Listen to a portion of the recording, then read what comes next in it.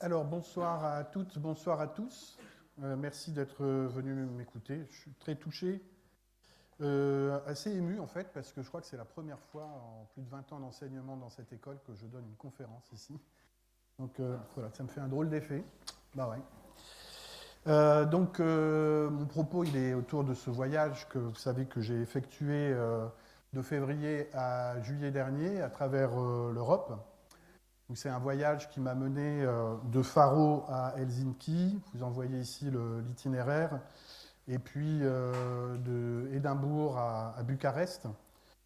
Donc j'ai traversé une vingtaine de pays, visité une vingtaine de villes. Et c'est un itinéraire que j'ai établi de façon totalement opportuniste. En fait, j'ai écrit aux membres du réseau ECLAS. ECLAS, ça veut dire European Council of Landscape Architecture Schools. Et certains membres de ce réseau m'ont répondu, m'ont dit que c'était intéressés par ma visite et d'autres non. Et donc j'ai composé l'itinéraire de cette manière-là, en essayant, en partant en février, de commencer par le sud, tant qu'à faire, et puis d'opérer ma remontée vers le Grand Nord plutôt au printemps. Ce voyage, il avait plusieurs objectifs. Le premier concerne les contrats Erasmus. C'est donc le premier sujet dont je parlerai. Je voulais aussi, à cette occasion, visiter ces écoles de paysage pour essayer de découvrir d'autres pédagogies du paysage en Europe.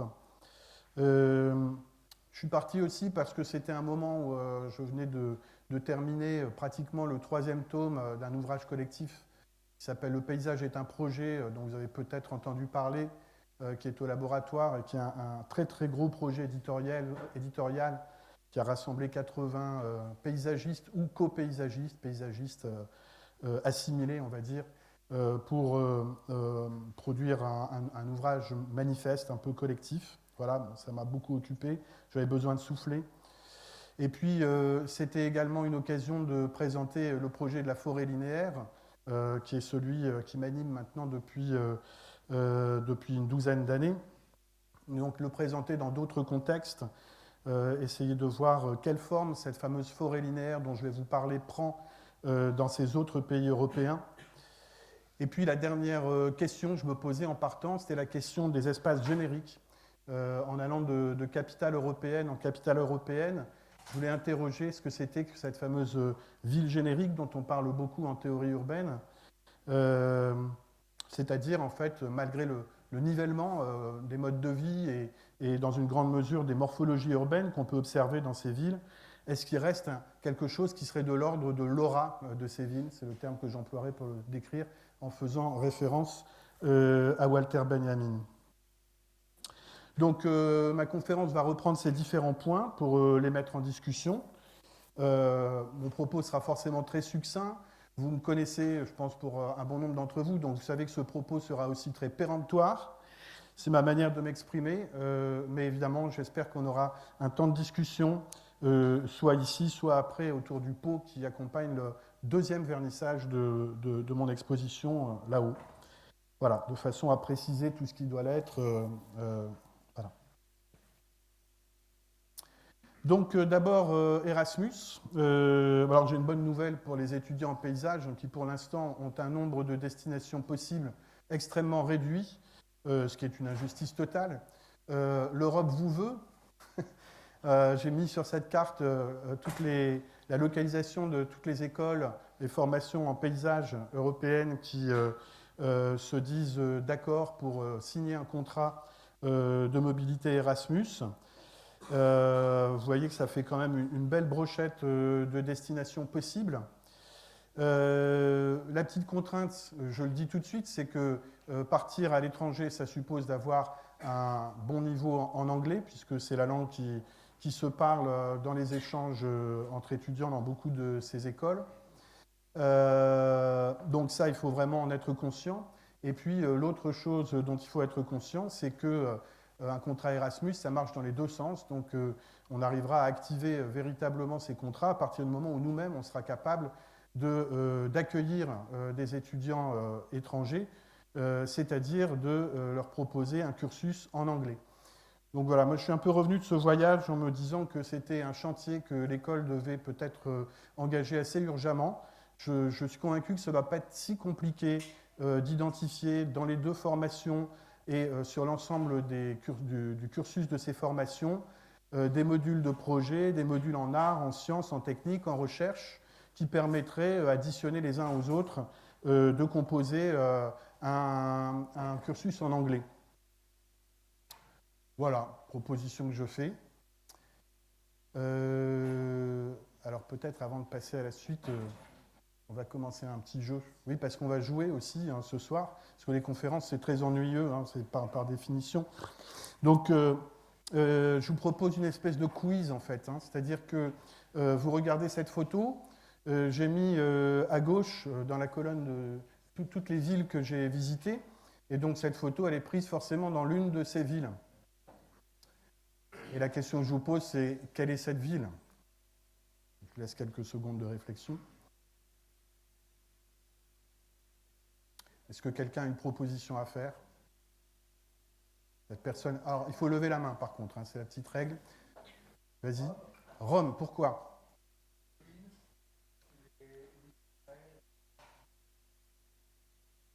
Tout le monde est d'accord? Hein? Oui? Personne n'a une autre proposition que Rome? Antoine, je sens que tu vas nous proposer quelque chose. Tu es fatigué. Bon, alors, je te laisse te reposer. C'était Rome, effectivement. Je pense qu'on peut applaudir Jean-Daniel. Bravo. Alors, Jean-Daniel, je suis très heureux de t'annoncer que tu vas avoir un lot, hein, parce qu'à la fin de la conférence, je distribue des lots. Alors, je ne vous dis pas tout de suite de quelle nature sont ces lots, bien sûr, hein, sinon il n'y aura plus de suspense. Bon, mais pour les autres là, qui n'ont pas répondu, je vous donne également une chance. Donc, Jean-Daniel, par élégance, je te propose que tu ne répondes pas cette fois-ci. Donc, même question. Ah, c'est plus difficile. Hein. Rome, c'était facile, hein. Franchement, on a commencé par une facile.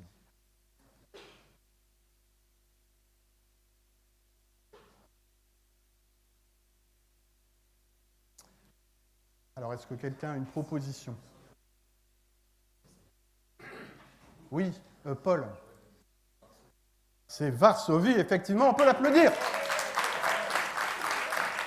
Ah, il est fort. Hein. Ouais, je le savais que tu étais fort, mais quand même pas à ce point-là. Qu'est-ce qui t'a mis sur la piste?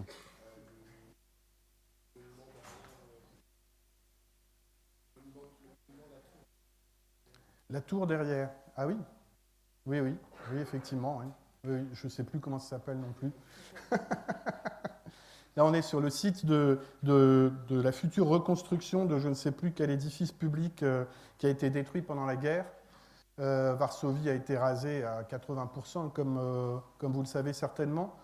Et donc ça, c'est la palissade qui entoure le site de chantier et qui crée, vous voyez, une espèce d'effet de perspective très étrange, une manière d'installer ce passé extrêmement sombre de cette ville et qui en fait est omniprésent dans cette ville. Il m'a fallu un moment pour comprendre la place que la mémoire occupe dans cette ville de Varsovie et la manière un peu spéciale qu'ils ont de la faire perdurer.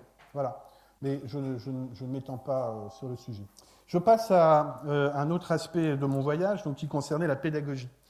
Je voulais témoigner devant vous de l'architecture dans laquelle la plupart de ces écoles de paysage proposent aux étudiants d'apprendre à faire du projet. C'est ça. C'est une salle comme ça. En fait, c'est une salle dite polyvalente, c'est-à-dire que ça sert à faire du cours, ça sert à faire du TD et ça sert aussi à faire l'atelier de projet. Donc, vous imaginez bien hein, que dans un espace de ce type-là, il est impossible de laisser quoi que ce soit. On ne peut l'occuper que sur des tranches horaires relativement réduites. Dans la plupart des écoles que j'ai visitées, l'atelier, ça se fait par demi-journée. Et il y a généralement 2 demi-journées dans la semaine. Donc ça, c'est le cas de figure le plus fréquent que j'ai rencontré. Ensuite, j'ai aussi visité des écoles où ça se passe comme ça, c'est-à-dire qu'il y a des salles qui sont dédiées au projet, mais il n'y a pas une salle par promo. Et donc, c'est la même salle pour l'ensemble des promos, donc c'est la même chose, il faut déménager à chaque fois, mais on est quand même dans des espaces un petit peu plus généreux qui se prêtent davantage à la pratique du dessin, de la discussion, des échanges. à une pédagogie peut-être un peu plus rapprochée aussi, moins magistrale que dans mon premier dessin. Et puis les plus rares, en fait j'en ai vu 3 hein, sur l'ensemble de mon voyage, ce sont des écoles qui enseignent le projet comme nous, c'est-à-dire dans des ateliers qui sont entièrement dédiés pour l'enseignement du projet et par promo. Et il me semble que ces choix architecturaux, ils ont des effets assez puissants sur la pédagogie.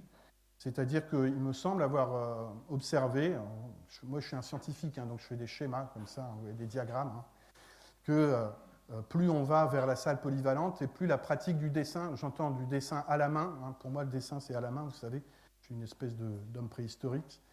Donc cette pratique du dessin décroît, forcément, on a moins de place, donc on se met à dessiner, entre guillemets, sur un écran. Moi j'ai observé aussi une décrue du niveau de discussion, d'émulation aussi entre les étudiants, et puis aussi, et c'est le corrélat de ce que je viens de dire, une décrue aussi de l'approche de la complexité, c'est-à-dire que moins les étudiants discutent entre eux, moins ils peuvent voir ce qu'ils font les uns les autres, moins ils peuvent comparer la diversité des options possibles sur une question de projet donné, et moins ils sont invités à s'ouvrir à la complexité de cette question, à la complexité d'un site, etc., etc. Et donc ce schéma d'une haute scientificité m'amène à vous proposer l'équation suivante. L'école, c'est l'atelier.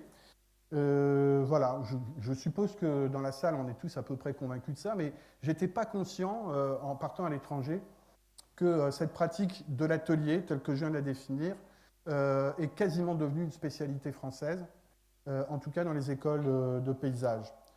Voilà, donc j'avais envie de vous faire passer ce petit message. Défendons nos ateliers, je pense que c'est vraiment très, très important.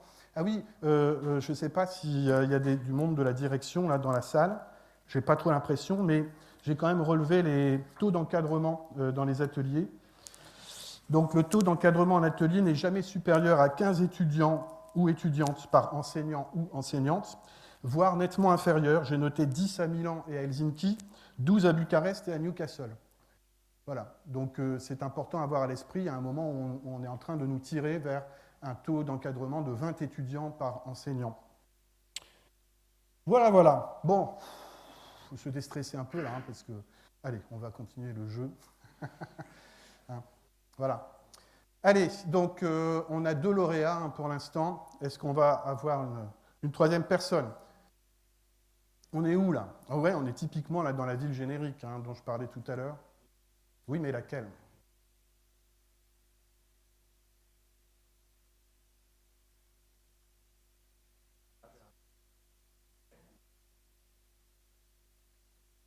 Alors la question n'est pas quelle ville ce n'est pas, mais quelle ville c'est, hein, vilain. Ouais. Caroline, tu lèves la main parce que tu as la réponse? C'est difficile, hein, mais il y a quand même un sérieux indice. Vas-y. Non, ça n'est pas Bruxelles. Oui, Romaric. Non, non plus. Et Sam?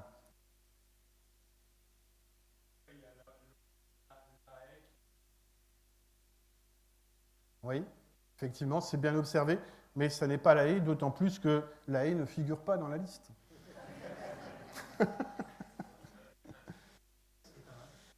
Vincent. Oui, c'est Vilnius. Bravo Vincent. Oh, il est fort. Ouais, on peut l'applaudir vraiment là. C'était pas facile. Est-ce que tu peux nous dire comment tu as trouvé? Les arbres. Ah oui. Alors là, qu'est-ce qu'ils ont ces arbres? Qu'est-ce qu'ils ont de particulièrement lituanien?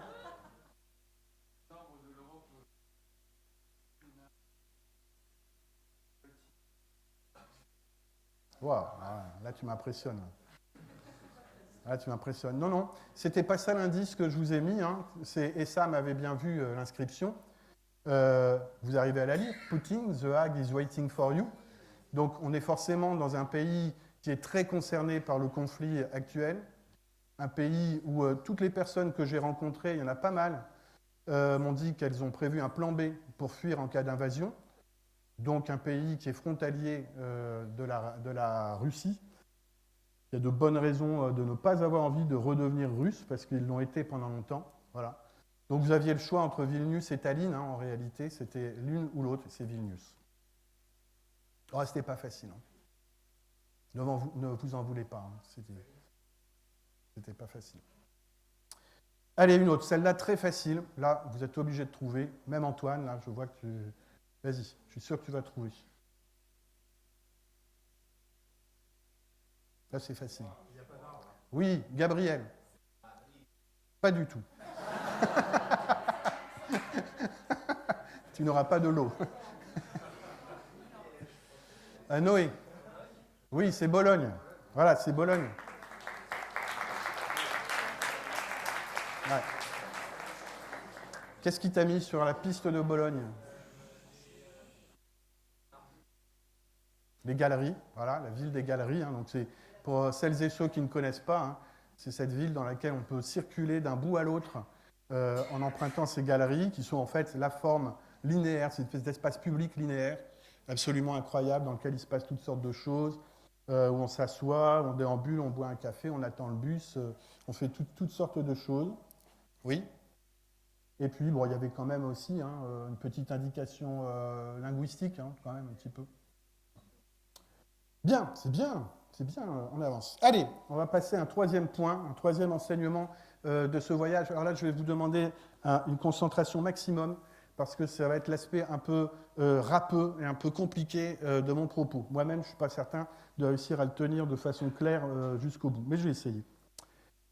Une autre particularité des formations en paysage que j'ai visitées, c'est qu'elles pratiquent toutes cette distinction entre landscape design et landscape planning.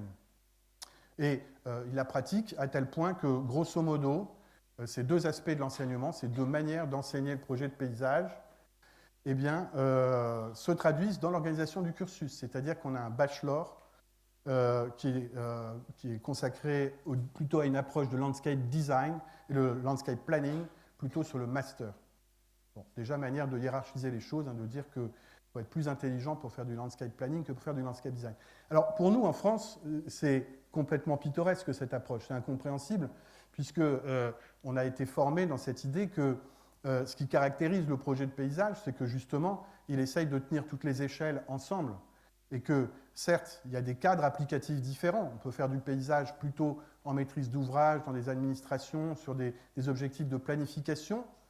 On peut faire du projet de paysage plutôt sur de la maîtrise d'œuvre d'espace public, mais quel que soit le lieu où on en fait, quand on dessine un espace public, on pense le territoire, et quand on dessine territoire, on pense espace public.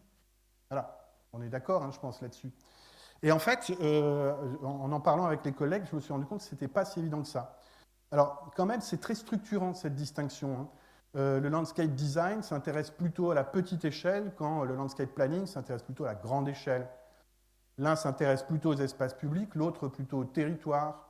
L'un travaille sur des projets avec des programmes très forts, les autres plutôt sur des projets qui sont générés par de la planification.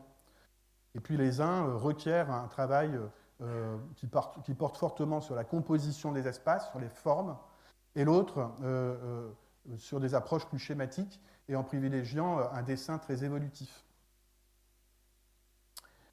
Du point de vue des outils, le landscape design ferait plutôt appel à la sensibilité de la conceptrice ou du concepteur, là où le landscape planning ferait plutôt appel à une soi-disant objectivité.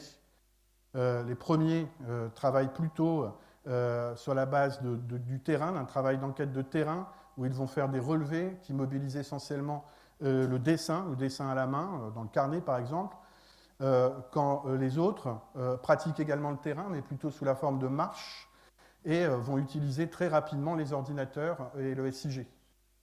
Et puis les premiers mobilisent beaucoup le plan coupe comme mode de résolution, de représentation, de travail du projet, quand l'autre travaille plutôt avec la carte. Voilà. Bon, c'est un peu schématique hein, ce que je fais, hein. Je force un petit peu le trait, il y a certainement toutes sortes de distinctions qu'on peut établir là-dedans. Mais voilà, moi ça m'a un peu questionné, ça m'a laissé perplexe parce que pour moi le landscape planning, jusqu'à ce voyage, ça n'existait pas tout simplement. j'étais particulièrement sceptique quand je voyais des étudiants dessiner dans certains ateliers, par exemple, des projets de parcs agricoles, des grands projets de territoire où on change tout, voyez, alors qu'en fait, on n'a pas le début d'une maîtrise foncière, il n'y a pas le début d'une commande politique. Et donc ça, pour moi, ce n'était pas du projet, c'était plutôt une forme d'utopie. Et pour moi, ce qu'on doit apprendre à faire dans les écoles, ce n'est pas à faire de l'utopie, c'est à faire du projet.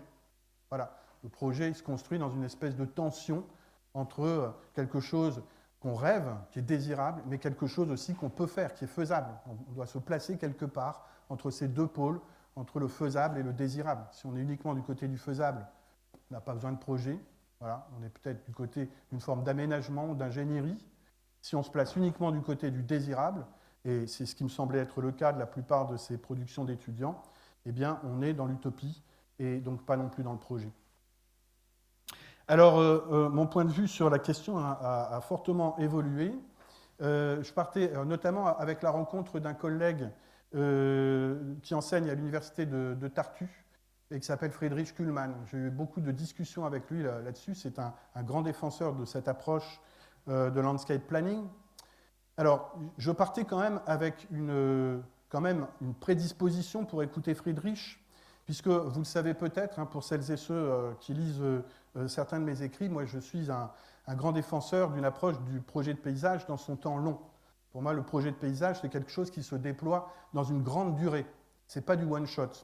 Ça se développe sur des années, voire des décennies. J'ai remarqué que ça se développait souvent sur un pas générationnel. C'est-à-dire qu'à chaque génération humaine, on remet en chantier, d'une manière ou d'une autre, nos espaces publics. Ce temps long du projet de paysage, donc, il se développerait, on pourrait imaginer, hein, pour ceux qu'on serait en train de dessiner aujourd'hui en 2025, eh bien, il concerne un horizon qu'on pourrait placer en 2050. Et on va passer par un lent processus de programmation, de projet, de chantier, puis d'appropriation de ces espaces, et ensuite d'altération, comme je le définis dans mon dernier petit livre, Altération paysagère. On va donc assister à une maturation, mais aussi à une altération de ce projet, et peut-être même, c'est ce qu'indique la flèche quand elle revient à son point de départ, à un deuxième tour de roue, un nouveau tour de roue. Or, ces 25 ans, ils sont très importants, ils nous intéressent beaucoup, puisque le gros défi de ce qui va se jouer d'ici 2050, c'est celui de la décarbonation de l'économie mondiale. Vous le savez, selon les accords de Paris, on est censé, en 2030, avoir décarboné nos économies à 50%. Et on est censé atteindre la neutralité carbone en 2050. Donc ça, c'était l'objectif, hein, pour rester en dessous d'un seuil de 2 degrés de réchauffement planétaire. Aujourd'hui, les organisations internationales tablent sur plus 4, ce qui est une manière de ne pas dire plus 5. Vous savez que plus 5, c'est le seuil à partir duquel on change d'air climatique. Et donc, c'est un saut complet dans l'inconnu. Donc, de mon point de vue,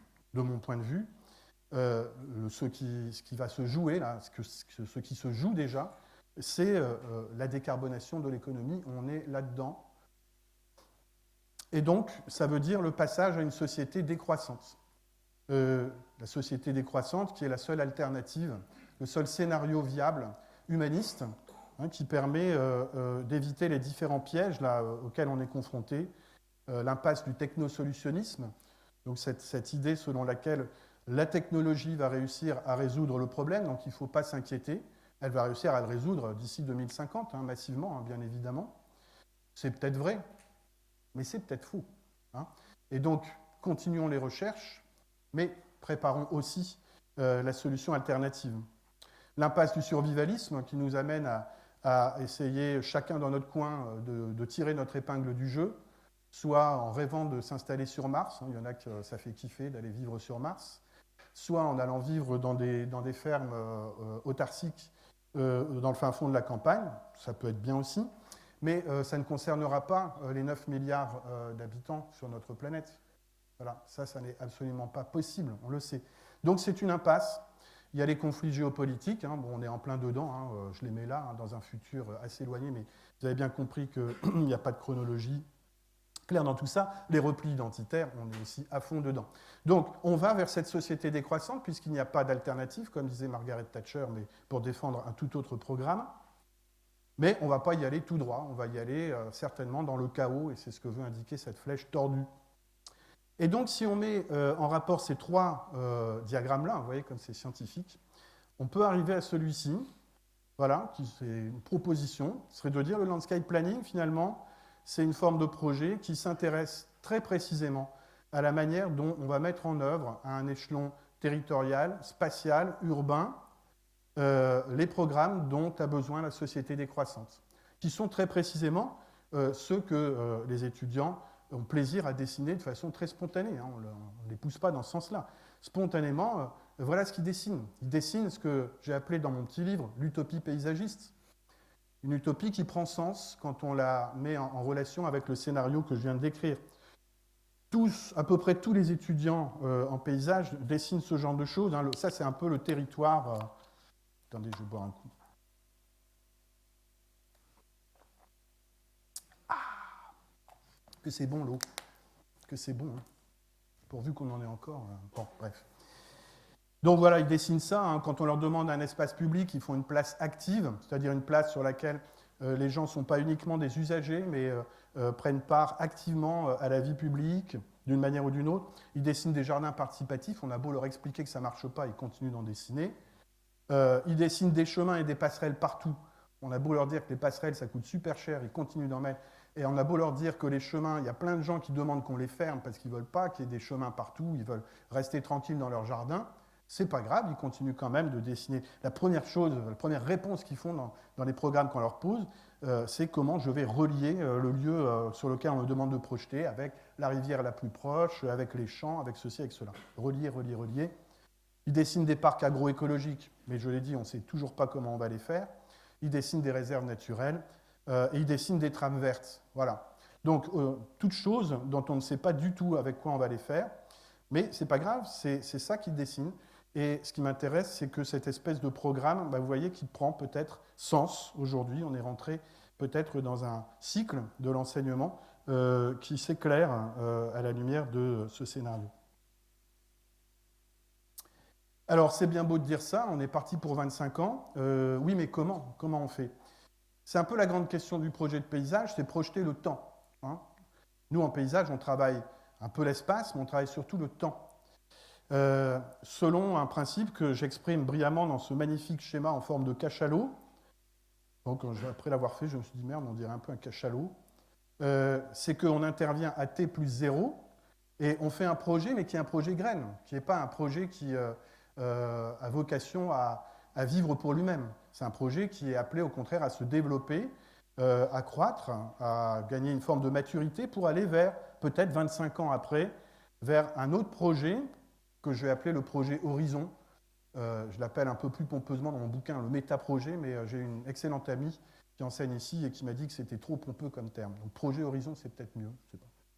En même temps, ça sonne un peu politique. Il n'y a pas un mouvement qui s'appelle Horizon. Bon, bref. Alors évidemment, la grande question, c'est comment on va du projet graine au projet Horizon. Tout ce qu'on sait, c'est qu'on ne sait pas, en fait, comment on va y aller exactement. Tout ça va se développer dans un climat général d'incertitude, avec certainement toutes sortes de péripéties, ce qui fait qu'à l'arrivée, voilà, je mets un point d'interrogation. Alors, jusqu'à un temps récent, et encore aujourd'hui, dans le cas des grands travaux, on avait trouvé la solution au problème. C'est qu'on raccourcissait le temps du projet de paysage en injectant des moyens puissants, avec des apports de capitaux qui permettaient de financer, de mettre des budgets très importants, avec la mécanisation des chantiers, bien sûr, qui permettait aussi d'aller beaucoup plus vite, de faire plus vite, et avec une maîtrise foncière que l'État, autrefois, s'était donné les moyens d'acquérir, notamment avec la loi LOF. Donc c'est ce qui s'est passé, grosso modo, sur la période qu'on appelle des 30 glorieuses, dont on est sorti avec le premier choc pétrolier. Donc ce scénario, il existe encore pour un certain nombre de grands projets. On en a vu la semaine dernière dans cette salle des grands projets de ce type-là. Mais moi, je pense que la majorité des projets sur lesquels nous travaillons vont être plutôt concernés par ce scénario-là, c'est-à-dire une aggravation de l'incertitude, parce que les moyens seront de moins en moins importants, les moyens budgétaires, on le voit bien. et parce que on maîtrisera de moins en moins le processus. Il va y avoir des coupes budgétaires, il y a la question de la décarbonation, on ne sait pas comment faire. Il y a aussi cette terrible perte de légitimité de l'action publique qui fait que parfois on arrive à développer des projets extraordinaires, mais qui se font arrêter par des associations, par exemple de protection de la nature. Voilà. Et donc, finalement, cette dimension de l'inconnu, elle est aujourd'hui encore plus importante. Donc, comment faire?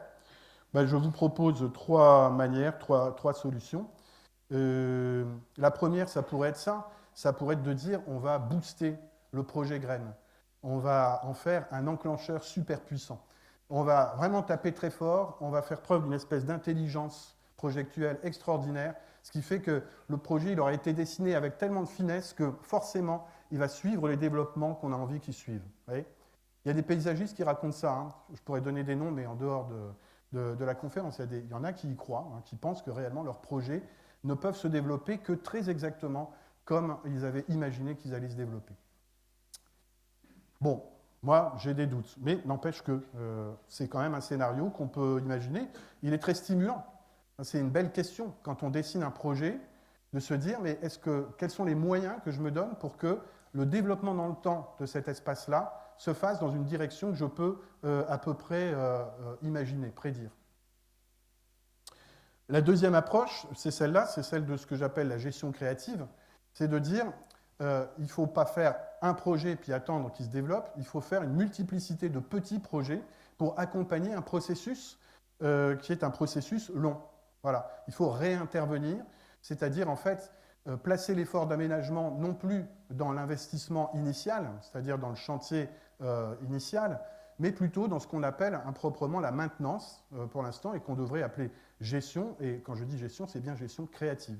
C'est-à-dire concevoir que les paysagistes et d'autres réinterviennent régulièrement, à intervalles réguliers sur leurs projets, accompagnent leur altération de manière à assurer la cohérence du développement de ce projet. Et la troisième, qui est également la dernière, je vous rassure, c'est ce que j'appelle, toujours très pompeusement, hein, désolé, hein, le rétro-projet, ce qui est un oxymore, hein, c'est absurde, le rétro-projet, c'est-à-dire, parce que le projet, par définition, c'est une projection devant nous, rétro, c'est derrière nous, donc c'est faire projet avec ce qui est derrière nous, c'est-à-dire placer l'action de projet non plus au début, au niveau du projet graine, là, en bas du cachalot, mais le placer là où le projet est déjà développé. Grosso modo, attendre qu'un projet de paysage se soit développé, qu'il ait par exemple 25 ans, et à ce moment-là, revenir dessus de manière à en faire la matière d'un nouveau projet. Vous voyez l'astuce, comme c'est malin? C'est un peu la méthode du coucou, quoi. On met ses œufs dans le nid fait par un autre. Voilà. Ça fait chauffer le cerveau, là. Hein. Waouh. Ah, c'est dur, hein. Qu'est-ce qu'il nous raconte encore? Hein. Bon, on va faire un petit jeu, alors, pour se détendre. Hein. Bon, allez, on continue. À vous de travailler. On est où, là? Celle-là, soit vous la connaissez, soit vous ne la connaissez pas. Hein. Il n'y a pas beaucoup d'indices, je veux dire. Si vous ne la connaissez pas, vous n'allez pas trouver. Visiblement. Ah, Paul. Non, ça n'est pas Helsinki. C'est qui, là? C'est Bastien. Ça n'est pas non plus Édimbourg, mais tu te rapproches.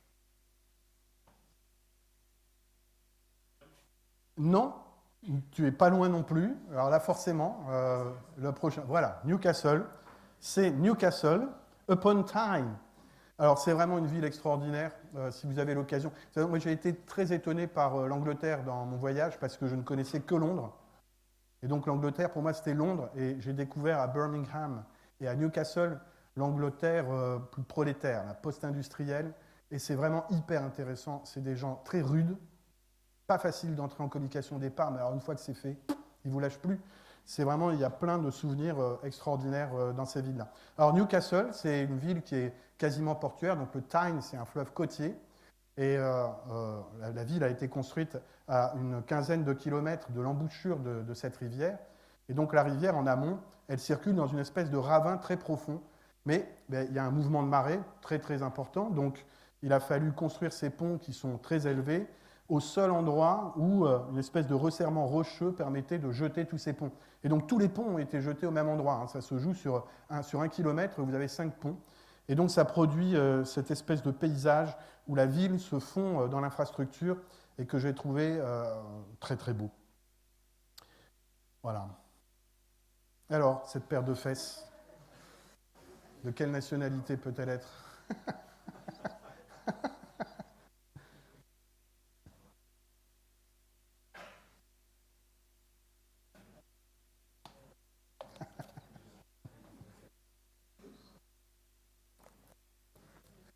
Paul. Exact. Ah oui, là c'est très fort. Reconnaître une ville juste avec une paire de fesses, là c'est quand même remarquable. Tu peux nous expliquer? La paire de fesses. C'est-à-dire qu'effectivement, Tallinn, hein, donc si vous allez vous promener, vous remarquerez que tout le monde se promène déculotté. Donc allez-y, hein, ça vaut le spectacle. Non. C'est une blague, elle n'est pas drôle. Elle fait un flop complet, là. Ça m'amuse, mais personne. Bon, j'arrête là parce que là je parle tout seul et là, je vais pas trop. Hein, ah oui, ça doit être Anarchie, oui. Oui. Donc Tallinn au bord du golfe de Finlande, juste en face de Helsinki. Ce golfe de Finlande est très froid. Hein, là, cette photo, je l'ai prise pourtant au mois de mai, mais il faisait 4 degrés. C'est l'endroit où je me suis souvenu que j'avais bien fait de mettre un très gros pull dans mon sac. Et on se baigne là-bas, on se baigne dans ce golfe. Alors soit on se baigne comme ça, hein, alors on se trempe hein, pendant 1 minute hein, maximum, hein, on ne tient pas plus qu'1 minute.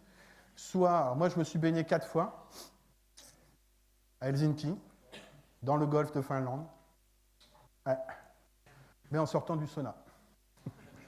Voilà, ce qui est la pratique courante. Hein.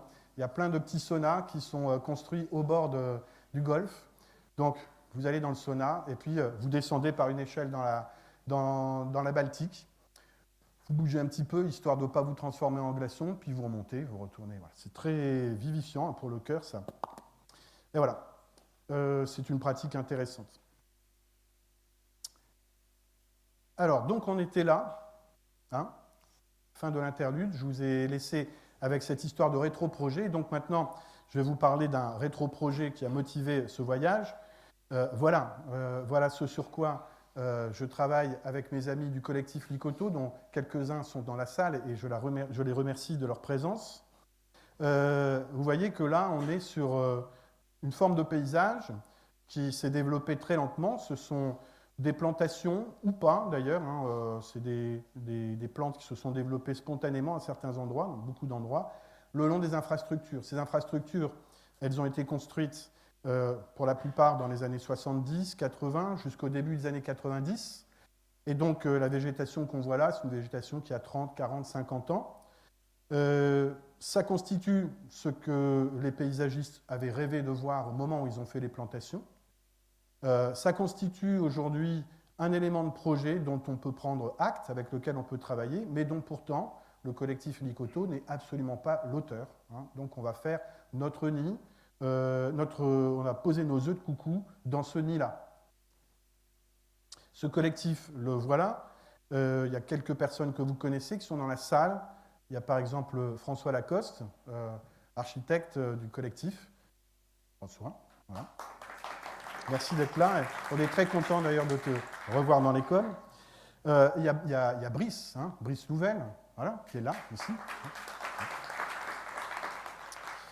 Et il y a Benjamin Marquette, qui doit être là, quelque part dans la salle. Oui, il est tout en haut, il est toujours là. Il vient de nous rejoindre. Voilà, donc on est une douzaine de personnes à essayer de développer ce projet de forêt linéaire. Donc, qu'est-ce que c'est? Le principe, il est très très simple, hein, c'est de dire que ça fait des décennies qu'on essaye de faire des trames vertes, on fait des jolis plans avec des flèches vertes pour relier des espaces verts. Une fois qu'on a dessiné les flèches, on met ça sur une carte, on se rend compte qu'en fait, on ne peut pas le faire parce qu'on ne maîtrise pas le foncier. Et donc, en fait, on fait des petits aménagements à droite, à gauche pour se raconter qu'on a fait une trame verte. En fait, on n'a vraiment pas fait grand-chose. Là, nous, on inverse le raisonnement.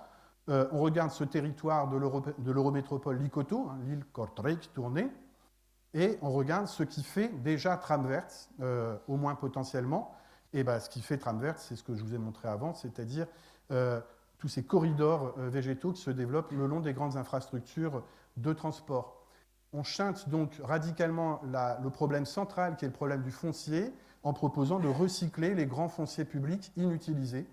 Sur ce foncier public, 20% de la surface est occupée par l'infrastructure utile, la voirie, la plateforme ferroviaire, 80% correspondent à des délaissés que les services d'infrastructure appellent des dépendances vertes, dont ils ne savent pas quoi faire, qu'ils entretiennent à perte, et nous, on va leur expliquer ce qu'on peut faire d'intéressant avec ça.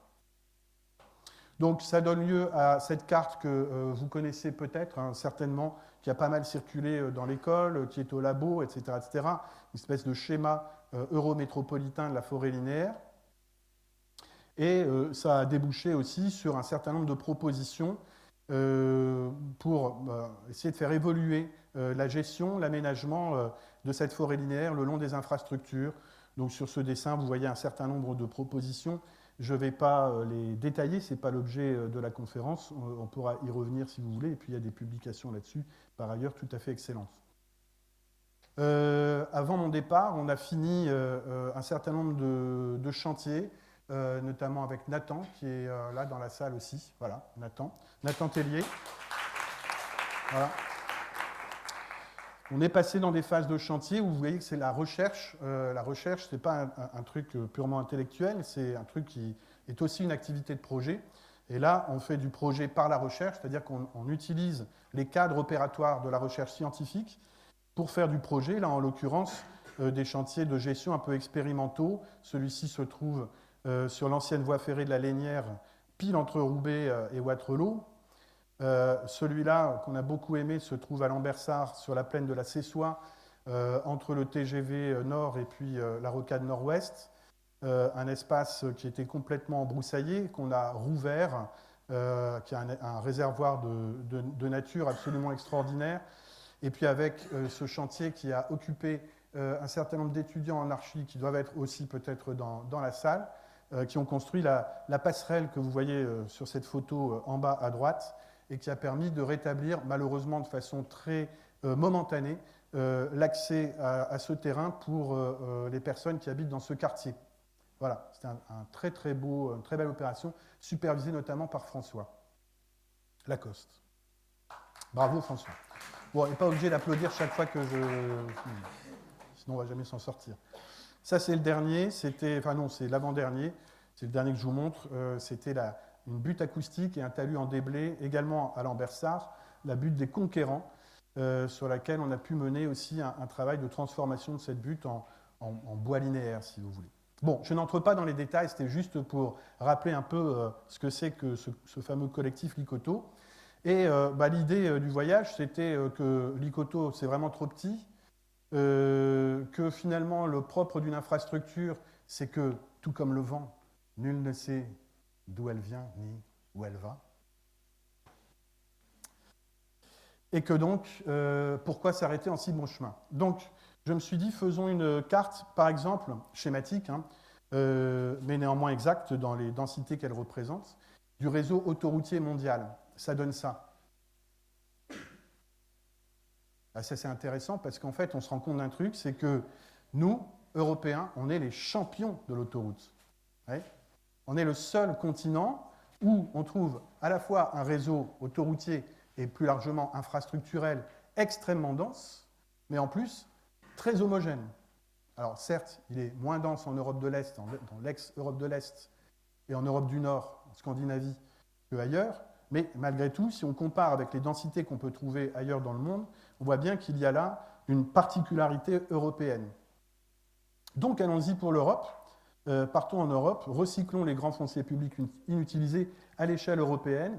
Si on imaginait une forêt linéaire européenne, ça donnerait un schéma comme ça. Si je rassemble tous les petits espaces de verdure là, le long des infras, que je les mets en ligne, je peux planter une ligne d'1 kilomètre de large et qui va de Faro au Portugal à Tallinn en Estonie. Pour donner un peu une échelle de ce que ça représente. En fait, c'est énorme, c'est des fonciers absolument énormes. Comment? Combien quoi? La surface, je n'ai pas dit la surface, j'ai dit la largeur, 1 kilomètre, de Faro à Helsinki, Tallinn. Voilà. Donc, alors, la question qui se posait pour moi en partant en voyage, c'était, puisque je changeais radicalement d'échelle, je passais à une très très grande échelle, la question qui se pose, c'est en quelque sorte de comment est-ce qu'on pourrait dessiner ce qu'on pourrait appeler le paysage planétaire, parce que quand on en vient à l'échelle continentale, on est très vite à ce niveau-là. Comment est-ce qu'on pourrait, d'abord, est-ce que ça existe, un paysage planétaire?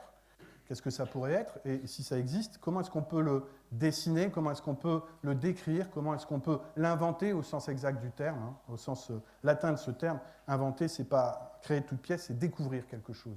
C'est ça l'invention. Alors, sur les petites échelles, hein, quand on travaille sur le paysage d'un lieu, on sait le faire, comme on dit en Belgique. On fait de la description morphologique, voilà, et on peut le faire très bien en allant sur place, comme je l'ai dit tout à l'heure.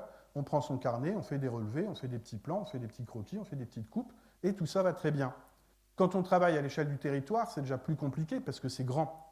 Et donc là, on va être davantage poussé vers une forme d'analyse cartographique. Dans les ateliers territoires, on voit beaucoup de cartes. Et la production de ces cartes se fait, malheureusement, selon moi, mais je suis le seul à le penser, je pense, donc je n'insiste pas sur ce point, sauf si vous insistez lourdement, en utilisant des ordinateurs et des programmes de SIG, GIS, de l'autre côté de la frontière. Alors, si on voulait représenter, décrire, inventer un paysage planétaire, que ferait-on? Voilà. Que ferait-on? Comment peut-on s'y prendre? Je pense que ça nous amènerait, en tout cas, à avoir une approche extrêmement synthétique du paysage. Et cette approche synthétique aurait pour effet qu'on s'intéresserait surtout à la structure du paysage. Pourquoi est-ce que je pense ça? Eh bien, je le pense parce que j'ai essayé. J'ai mis en place une méthode scientifique, hein, notez bien, scientifique, pour décrire cet infrapaysage, comme je l'appelle toujours très pompeusement. Cette méthode, elle a consisté donc à m'engager dans ce voyage, dont je vous ai montré l'itinéraire tout à l'heure, et à monter dans un bus qui appartient à une compagnie privée dont je ne dirai pas le nom, hein, surtout pas, hein, parce que je ne suis pas là pour faire de la publicité pour qui que ce soit. Cette conférence n'est pas financée ni subventionnée par un lobby ou une entreprise privée. Non, non, pas du tout, c'est vraiment de l'action publique. Voilà. Donc je suis monté dans ce bus. Ça, c'est un peu l'ambiance dans le bus. Alors, les étudiants, les étudiantes connaissent tous ça très bien. Les profs se souviennent peut-être, et il y en a qui le vivent encore. C'est très exigu. On n'a pas beaucoup de place. On est collé à la fenêtre. Quand on arrive à être du côté de la fenêtre, bien sûr. Il y a des gens qui dorment, il y a des gens qui ronflent, il y a des gens qui bouffent toutes sortes de choses. Bref, c'est un observatoire, mais c'est un observatoire qui est très inconfortable.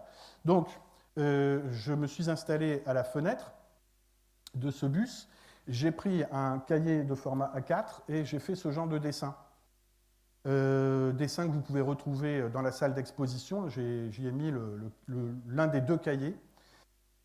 Comment ça marche? J'ai tracé une série de lignes verticales, vous pouvez voir, et sur le côté de cette ligne, j'ai dessiné ce que je voyais. J'ai dessiné les talus, alors, ce que je voyais à 100 km/h. Hein, un bus est autorisé à rouler à 100 km/h, c'est limité à 100 km/h. Donc à 100 km/h, eh ben, on voit quand même qu'il y a des talus, que parfois ils sont en remblai, parfois ils sont en déblai, que le paysage par moments il s'ouvre, que parfois il se rapproche, qu'il y a des lisières boisées, qu'il y a des champs, qu'il y a des vergers, qu'il y a des champs photovoltaïques, qu'il y a des villes, qu'il y a des murs acoustiques, etc., etc. Alors évidemment, ces dessins, vous êtes absolument incapable de les comprendre, non pas parce que vous êtes idiot ni bête, mais parce que ce sont mes dessins, je ne les fais pas pour vous, je les fais pour moi. Le dessin, c'est un fixeur de mémoire. En fait, c'est ça. Quand vous avez dessiné quelque chose, vous êtes lié à cette chose. Et bien souvent, quand on dessine dans un carnet, qu'on fait des croquis, des petits plans, on n'a pas besoin d'y revenir pour retrouver l'information. Elle est là. Mais on a besoin d'abord d'enchaîner le cerveau, la main et l'espace de la feuille pour que se fixe cette chose-là dans la mémoire. Bref, ce qu'il faut voir, ce que je vous invite à considérer aussi hein, dans ces lignes, c'est en bas de chaque ligne, il y a un chiffre. Ce chiffre indique l'heure à laquelle commence la ligne. Donc ça, c'est très important. J'ai besoin de savoir, pour chaque ligne, quelle est la durée qui les sépare. Parce qu'ensuite, une fois arrivé à destination, je demande à la compagnie d'autocars privée, dont je ne dis pas le nom, quelle distance exactement nous avons parcouru. Et donc, à partir de cela, je peux diviser cette distance par le temps qui a été mis, et donc générer un pas kilométrique que je peux replacer sur ces dessins. Vous voyez, chacun de ces chiffres indique une bande kilométrique. 104, ça veut dire que c'est le kilomètre 104 à partir de mon point de départ. 105, 106, 107, vous avez compris. Et c'est grâce à ce bornage kilométrique que je peux ensuite mettre à l'horizontale ces dessins et ensuite les redessiner proprement. Simplement, je les redessine proprement, je mets de la couleur, j'invente une espèce de légende qui permet d'expliquer ce que je représente, tout simplement. Donc ça, ce sont des documents qui sont présentés là-haut dans l'exposition. Et donc, à la fin, ça produit, c'est ce que j'ai appelé l'atlas linéaire des talus, qui est donc une description de ce paysage de la forêt linéaire européenne. Alors, vous voyez, c'est c'est un type de dessin un peu étrange, parce que c'est à la fois du plan et de la coupe. C'est de la coupe, les talus, par exemple, vous voyez, sont représentés, la succession des talus en déblai, en remblai, est représentée. Évidemment pas de façon géométrale, il n'y a aucune échelle géométrale dans ce dessin. La seule échelle géométrale qui existe, c'est celle qui est donnée par le trait rouge, et les petits traits qui l'interrompent, il y a, entre chaque petit tiret, il y a 1 km. C'est-à-dire que sur chaque ligne, vous avez 5 km. Ça va, vous suivez? Une ligne, 5 km. Donc ça, c'est le seul élément géométral dont je dispose. Tout le reste, c'est une échelle que j'invente librement, de manière à installer dans ce dessin tout ce que le paysage m'a donné à voir. Aussi bien en proximité, au niveau du talus, que dans le lointain, dans le déploiement du paysage. Voilà. Pas que je me perde. Quoi après ? Oui. Alors, une fois arrivé dans les villes, quand même, je procède différemment. Là, je retrouve mon mode opératoire habituel, c'est-à-dire que je vais voir l'autre côté du décor, pas sur l'ensemble de l'itinéraire, bien sûr. Je sélectionne une portion généralement de 10-15 km d'autoroute. Je prends les transports en commun, je me rends au bord de l'autoroute et je marche, comme je le fais habituellement avec le collectif Licoto, sur l'arrière de ces talus. Et je fais ce genre de carte, ça c'est les dessins que j'ai l'habitude de faire, donc c'est une carte à l'avancée. C'est une carte qui se complète au fur et à mesure que je me déplace et qui ensuite peut donner lieu à la production de dessins qui prennent la forme ici de blocs diagrammes axonométriques et qui rendent compte de l'étonnante, l'incroyable, la magnifique diversité des situations infrastructurelles qu'on peut trouver le long de cette forêt linéaire et que je détaille dans l'exposition, donc bien évidemment, je ne vais pas le faire ici. Allez, on se détend encore un petit peu. Nouvelle séquence de jeu au boulot. On est où là ? Il y a une proposition à faire.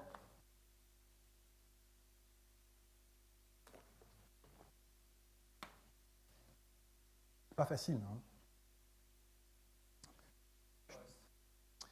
Qui a dit Bucarest ? Et Vincent ? Cette fois-ci, c'est pas Bucarest. Qu'est-ce qui t'a mis sur la voie ? Tout à fait. Église orthodoxe, donc effectivement. Pourtant, on est dans une ville à majorité catholique, mais dans laquelle il y a beaucoup d'orthodoxes aussi.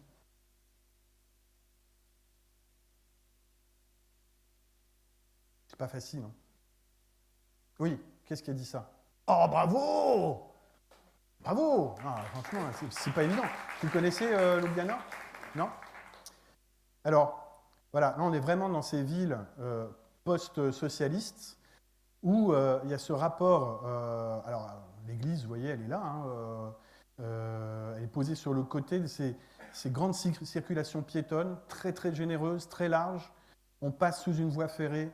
La voie ferrée passe en plein dans la ville, c'est pas un problème. On est dans une approche comme ça très pragmatique des choses. Mais par contre, on passe en dessous de façon royale. Il y a cette espèce de tradition dans les pays de l'ancien bloc socialiste de dimensionner de manière très généreuse les espaces publics.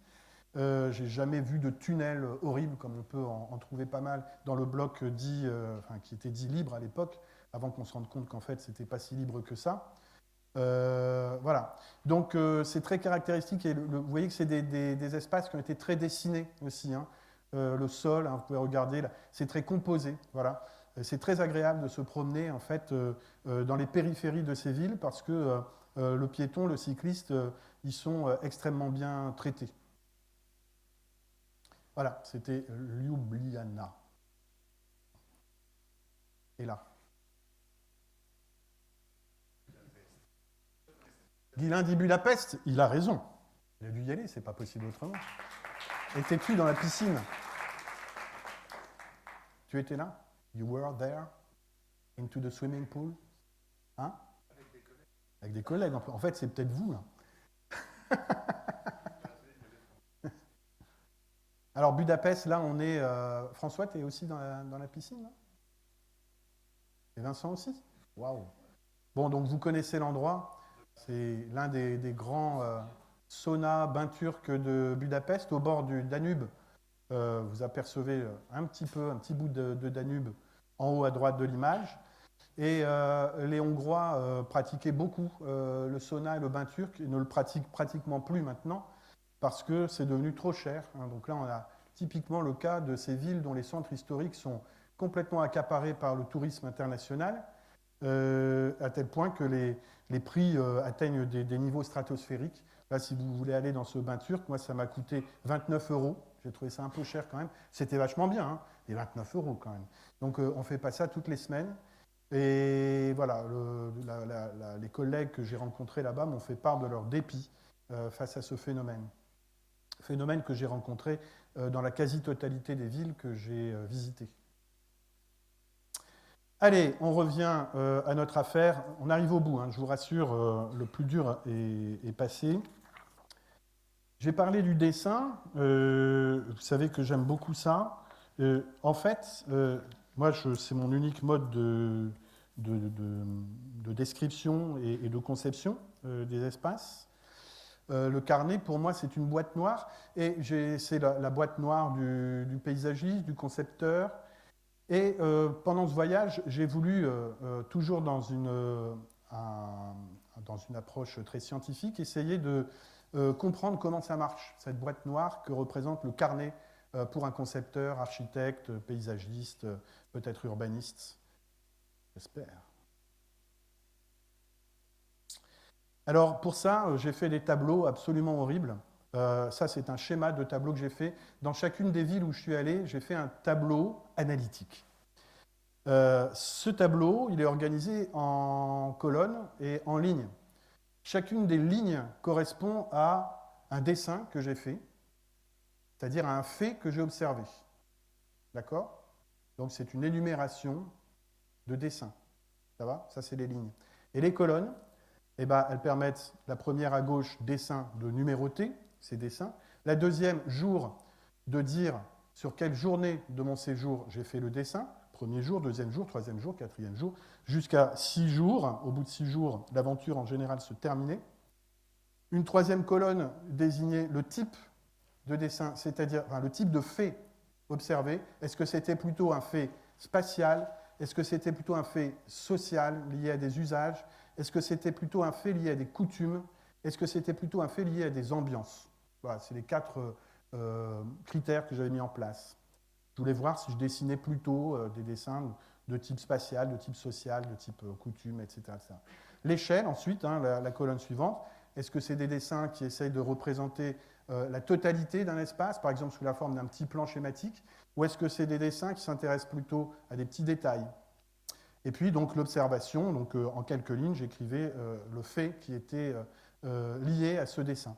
Et ensuite, c'est là que ça se complique, sur la droite du dessin, vous voyez que je mets en relation certains de ces dessins les uns avec les autres. Par exemple, le A, c'est un concept que j'ai inventé, le concept A, qui me semble se déduire des 4 dessins là. Je ne sais pas s'il y a un pointeur sur ce truc-là, si peut-être. Voilà, un A ici. Voilà. Vous voyez, donc, ça veut dire que le dessin ici, le dessin là, le dessin là, le dessin là, renvoient à, pour moi, me disent quelque chose de commun. Donc je peux conceptualiser quelque chose du lieu à partir de ces 4 dessins. Vous voyez? Donc je vais appeler ça le concept A.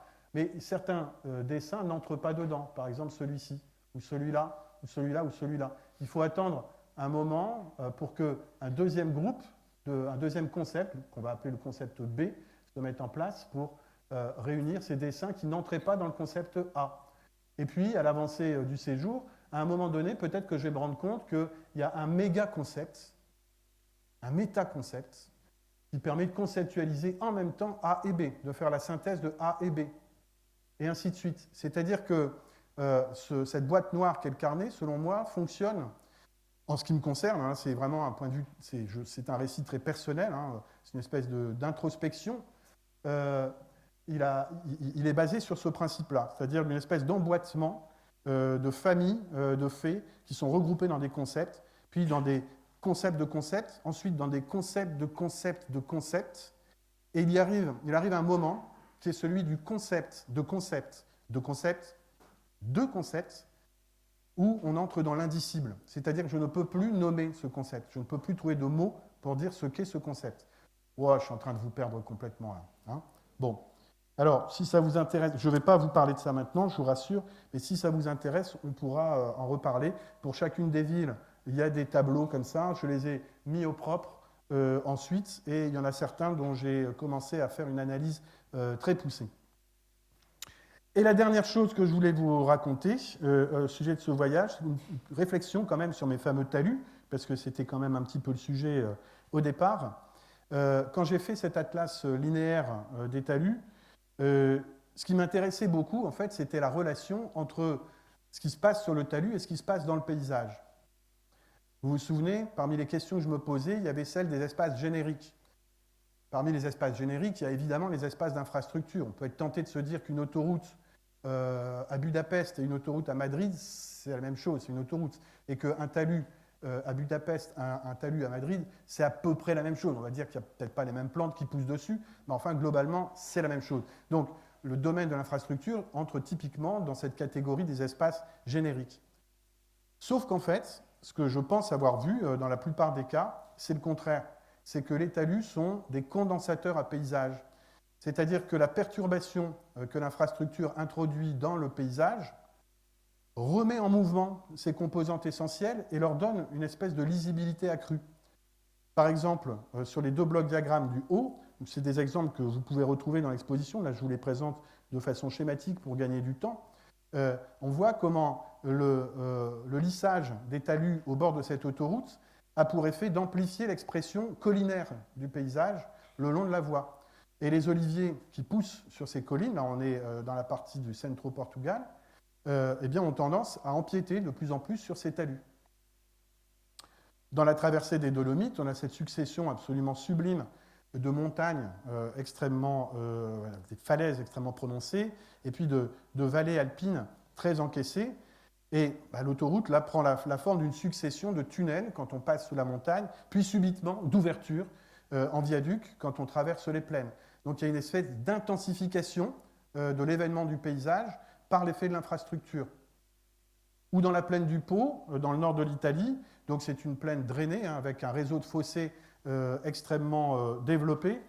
Il est bien évident qu'une autoroute qui passe là-dedans, c'est un gros problème parce que ça constitue une coupure dans la circulation des eaux. Et donc, on trouve effectivement autour de Milan essentiellement des autoroutes qui sont surélevées, qui passent en viaduc et qui sont longées par un petit canal qui permet le rétablissement hydraulique de part et d'autre de l'infrastructure. Vous voyez ? Donc ça m'intéresse en fait de se dire que ces ouvrages qu'on considère comme étant affreux, enfin, c'est quand même des actes d'une violence incroyable, la construction d'une infrastructure, deviennent paradoxalement des condensateurs du paysage. Ah, bizarre quand même. Hein. Voilà. Mais les talus sont aussi, selon moi, des condensateurs urbains. Dans cette diapositive, je vous donne 3 exemples de villes, Varsovie, Milan et Bucarest. Je vous le fais très vite. Varsovie, c'est une ville que j'ai perçue comme étant... Alors, c'est une ville totalement reconstruite, donc c'est des très grands axes. En plus, c'était l'architecture réaliste socialiste, stalinienne, donc des très très grandes perspectives, des grands fronts, des grandes façades de bâtiments plus ou moins modernistes, rationalistes. Et puis, au milieu de tout ça... ah merde, je n'ai pas appuyé sur le bon bouton. Ouais. Au milieu de tout ça, il y a ces clos. Là. Ces clos là, que je dessine comme ça. Qu'est-ce que c'est que ces clos ? Parfois, c'est des ensembles de jardins potagers entourés de murs de pierre. Parfois, c'est des cimetières. Parfois, c'est des enclos paroissiaux. et ils sont tous entourés par le même genre de murs. On ne voit rien depuis la rue, il faut vraiment s'approcher. La hauteur des murs est presque au niveau du regard, donc ça donne vraiment envie d'aller voir ce qui se passe de l'autre côté. Et à l'intérieur, il se passe toutes sortes de choses extraordinaires que je n'ai pas le temps de vous raconter. Quand on a construit les autoroutes autour de Varsovie, il y a une particularité à Varsovie, si vous y allez, vous allez voir, ils ont foutu des écrans acoustiques, mais partout. C'est le paradis de l'écran acoustique. Alors, les collègues polonais m'ont expliqué que c'était simplement parce que le beau-frère du maire de Varsovie vend des écrans acoustiques. Mais c'est certainement vrai. Mais le fait est que ce que ça produit quand on se promène le long des infrastructures, c'est que comme tous ces murs ne sont pas continus, il y a plein de petits passages, et finalement, ils ont régénéré ce paysage de clos le long de ces grandes infrastructures, comme si les autoroutes rejouaient la grande trame urbaine socialiste et que les écrans acoustiques rejouaient la place de ces clos mémoriels. À Milan, c'est une ville qui s'est développée dans la plaine, dans une plaine gorgée d'eau, et ce qui explique donc son développement radioconcentrique autour du Duomo, vous connaissez sans doute. J'imagine qu'il y a un certain nombre de personnes ici qui se sont rendues à Milan. Et donc, c'est un peu le problème qui s'est posé quand il a fallu construire le réseau autoroutier autour de Milan. C'est la relation à l'eau et donc cette dénivellation presque systématique de ces autoroutes en viaduc avec la mise en eau des sous-faces de ces infras et qui sont accompagnés par des cheminements. Et c'est des endroits hyper intéressants. On est au bord de ces énormes sculptures infrastructurelles. À Bucarest, c'était une ville ottomane qui était constituée de tout petits immeubles et de petites maisons avec leurs cours, avec toute une sociabilité extrêmement riche autour de ces cours. Et puis cette ville ottomane, elle a été un peu la victime, enfin carrément la victime des fantasmagories de Ceausescu, qui lui a fait construire cette ville socialiste qui prend la forme d'une grande trame urbaine avec des façades de grands collectifs de façon quasiment continue, mais sans profondeur. Ce qui est très intéressant quand on se promène à Bucarest, c'est qu'on a ces grands axes, on passe entre deux immeubles et paf, on se retrouve dans la ville ottomane. Et tout ce qui se passe ici à l'interface entre les deux est absolument passionnant. C'est des espaces d'une vitalité fascinante. Quand ils ont construit tardivement le réseau d'autoroutes, ils ont vraiment fait un rond. Si vous regardez sur une photographie satellitaire, vous allez au-dessus de Bucarest, vous allez voir que c'est presque un rond parfait, comme si on avait voulu rejouer l'extrême géométrie de l'époque Ceausescu. Mais autour de ce rond presque parfait, eh bien, ce qu'on peut observer quand on se promène, ce sont des chemins biscornus, ce sont des pistes sur lesquelles les bergers font passer leurs bêtes en transhumance. J'ai vu des troupeaux de moutons qui venaient brouter l'herbe sur les talus et le long de ces chemins. Comme si là, à nouveau, se rejouait cette espèce de contraste entre une infrastructure hypergéométrique et puis une sociologie qui, elle, va plutôt, enfin même carrément dans le sens d'usage de proximité, qui refabrique des micro-lieux au bord de ces grands monstres. Voilà, j'ai presque terminé. Juste vous dire que pour la forêt linéaire, ce voyage, ça a été passionnant parce que je reviens avec une mallette pleine d'outils. Je vais pouvoir montrer à nos interlocuteurs de l'ICOTO que oui, on peut faire toutes sortes de choses avec cette forêt linéaire. On peut, par exemple, comme à Madrid, faire des pistes comme celle qu'on essaye, nous, d'installer à l'ICOTO. Voilà, à Madrid, on peut marcher le long des autoroutes à distance, vous voyez, une distance confortable. Ça se passe très bien.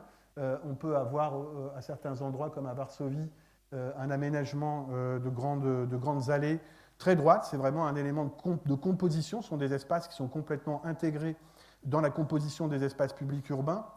On peut avoir aussi dans les champs, au bord des autoroutes, des petites pistes qui sont générées par les agriculteurs eux-mêmes pour permettre l'accès à leurs parcelles. On peut avoir, comme à Bruxelles, des passages sous viaduc dans lesquels qu'on utilise pour toutes sortes de choses, dont un certain nombre que je préfère ne pas évoquer ici, pour en parler après. À Milan, là, vous voyez, je vous ai parlé de ces dessous d'ouvrages qui sont mis en eau. Ça, c'est un aménagement qui a été fait par le paysagiste Christophe Giraud, qui n'est pas du tout milanais. C'est un très, très beau projet. À Bucarest, là, ici, on est sur des très grands talus, où on a mis un dispositif assez sommaire qui permet de monter, de descendre ces talus. C'est une sélection, hein, j'ai vu tellement de choses. Bernbourg, là on est ici sur des chemins agricoles qui sont transformés pour devenir un réseau cycliste. À Helsinki, c'est une ville où vous pouvez vous promener à vélo, à pied, le long des infrastructures, traverser c'est une passerelle qu'on voit là, c'est une passerelle piétonne cycliste. Vous traversez les grands échangeurs autoroutiers, c'est un véritable plaisir, etc., etc. Hein, voilà, enfin, je ne vais pas tout détailler. Il se passe énormément de choses et donc ça a été l'un des intérêts pour moi de ce voyage que d'ouvrir le talus potentiel, hein, comme vous propose de le faire l'Outapo qui se trouve là-haut dans l'exposition. Voilà, ça a permis aussi de constituer l'embryon d'une équipe internationale à l'échelle européenne. On commence à construire un gros projet Interreg ou LIFE, on ne sait pas encore, qui permettra, on l'espère, d'avoir un gros paquet de fric pour continuer nos travaux, mais à plus grande échelle. Et ça, c'est la dernière séquence de jeu avant la distribution des lots. Donc, c'est votre dernière chance d'avoir un lot. Voilà. Donc là, je vous demande un maximum de concentration. Où est-ce qu'on est là? Oui, Prunel? Non, on n'était pas loin. Hein? Qui a dit Faro? Qui a dit Faro? C'est toi? C'est qui là? Ah, c'est Adrien, je ne t'avais pas reconnu. Eh bien, Adrien, tu vas avoir un lot, car c'est effectivement Faro.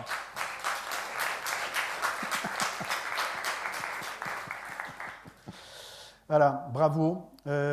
Faro, donc capitale de l'Algarve, une région très pauvre du Portugal, le sud du Portugal. Là aussi, ville construite dans des plaines extrêmement marécageuses, donc ville très basse, presque à l'abandon. C'est l'un des endroits les plus pauvres que j'ai vus avec Birmingham et Newcastle pendant mon voyage. Et est-ce que c'était la dernière? Non, alors, une facile quand même pour terminer. Hein. Là, franchement, si vous ne trouvez pas, c'est pas possible. Là, on se croirait dans Géo ou dans... Hein? Alors, qui a dit Helsinki? Bravo, c'est bien Helsinki. Bon, là, franchement, c'est pas très glorieux, mais c'est bien quand même de l'avoir trouvé. Voilà. Donc, pour toutes celles et ceux... Ah ben non, vous voyez, c'était Madrid, d'ailleurs. En fait, c'est Madrid. Non, c'est réellement Helsinki. Qu'est-ce qu'on se marre. Et voilà, j'en ai fini. Je vous remercie pour votre attention.